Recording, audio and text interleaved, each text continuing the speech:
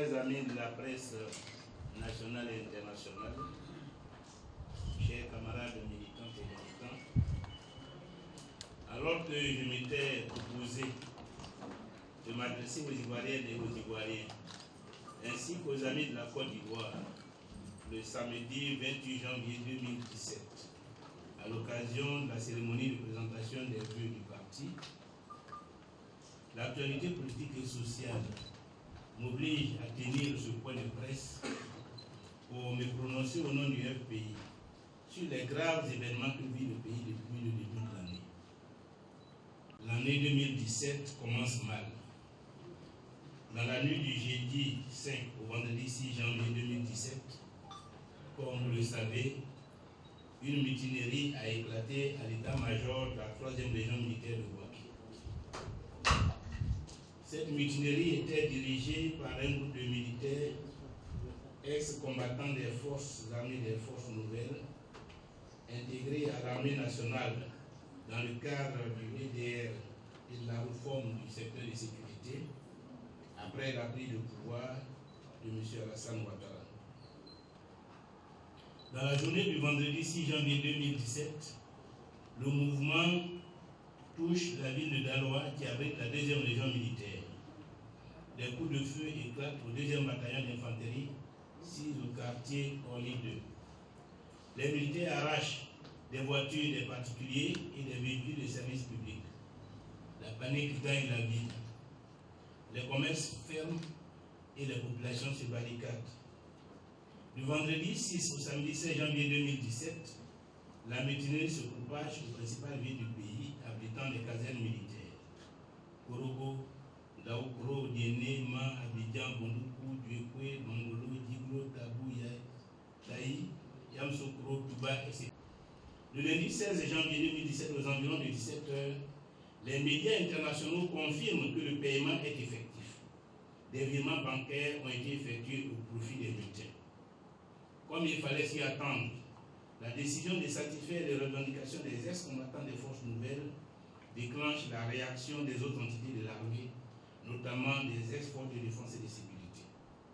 Ceux-ci refusent l'attitude discriminatoire du gouvernement et demandent un traitement équitable de tous les militaires. Dans la nuit du lundi au mardi, le camp commando d'Abobo annonce les couleurs par des tirs nourris. Toute la journée du mardi, la réaction s'étend aux autres villes du pays. Les Ivoiriens retiennent à l'heure actuelle leur souffle. Pendant que le gouvernement se débattait pour trouver une issue aux revendications des militaires, ce sont les fonctionnaires ivoiriens réunis au sein de l'intersyndicat des fonctionnaires de Côte d'Ivoire, IFC, qui déclenche un mouvement de grève de 5 jours du lundi 9 au vendredi 13 janvier 2017.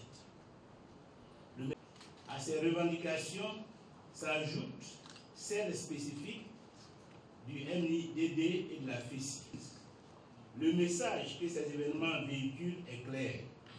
Ce régime souffre d'un déficit chronique et grave de légitimité.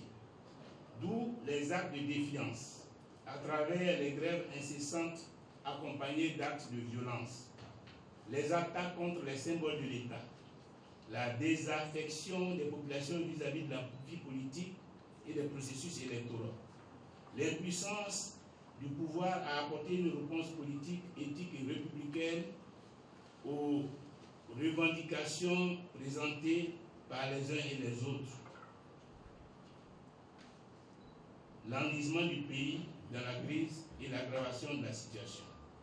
Ces situations témoignent aussi que le régime d'Alassane Ouattara vit dans l'illusion et sur le faux. Mais cette situation s'explique. Elle trouve son explication dans l'obstination de M. Alassane Ouattara à refuser d'emprunter la seule voie de rédemption pour notre pays.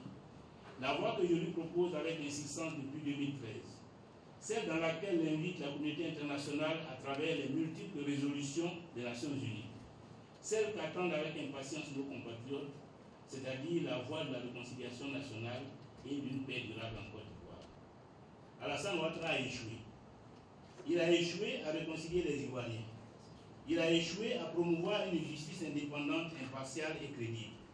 Il a échoué à bâtir une armée républicaine, à garantir la stabilité du pays et à assurer la sécurité des personnes et des biens.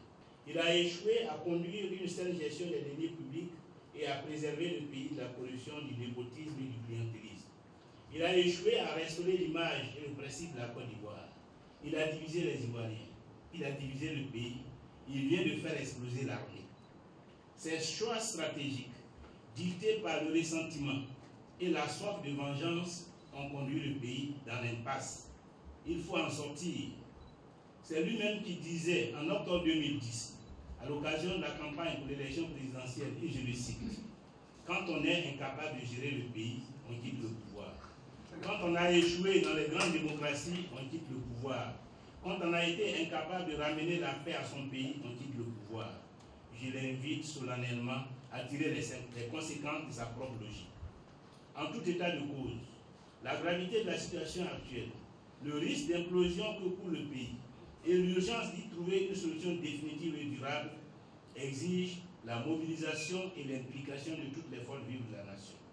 C'est pourquoi je voudrais ici appeler solennellement à réunir sans délai toutes les forces vives de la nation en vue de la mise en place d'un gouvernement d'union nationale et de transition. La mission de ce gouvernement sera de conclure une trêve avec toutes les organisations politiques, militaires, syndicales et sociales impliquées dans la crise et d'engager les négociations en vue de la résolution durable des problèmes auxquels les populations ivoiriennes sont confrontées. D'assainir l'environnement et de normaliser la vie politique et sociale à travers la libération de tous les prisonniers politiques, civils et militaires. D'organiser le retour de tous les exilés et déplacés de guerre. Le dégel total des comptes bancaires et des avoirs de toutes les personnes concernées par ces mesures. D'organiser les États généraux de la République pour fonder la réconciliation nationale, proposer des réparations sans discrimination pour toutes les victimes des graves événements que le pays a connus ces 20 dernières années, ainsi que tous les moyens pouvant contribuer à guérir les traumatismes subis. De procéder à la réécriture de la Constitution, d'adopter les réformes législatives nécessaires à la consolidation de l'état de droit, de la cohésion sociale, des libertés et de la démocratie, de réformer notre système de défense et de sécurité. Je voudrais inviter les Nations Unies, l'Union africaine, toutes les organisations sous-régionales, ainsi que tous les pays amis que la situation de crise endémique en Côte d'Ivoire préoccupe, qui se sont mobilisés depuis de nombreuses années, afin que ce pays ne sombre pas, à s'impliquer pour contraindre M. Alassane Ouattara à favoriser la libération de la Côte d'Ivoire et la réconciliation nationale. Ivoiriennes et Ivoiriens, chers compatriotes, le pays nous appelle. Le destin de notre pays est en jeu. Levons-nous et mobilisons-nous pour les futures batailles auxquelles la paix, l'unité, la stabilité et la prospérité de notre pays nous invitent.